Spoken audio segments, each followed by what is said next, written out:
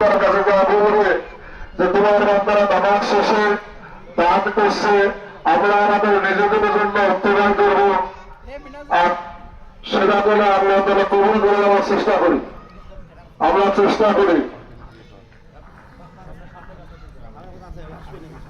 করা করি আমরা কমপক্ষে নামাজ। এখানে আমরা খুতবা পড়ছি আরবি কথা, বাংলার কিছু আছে সেটা শোনার দরকার।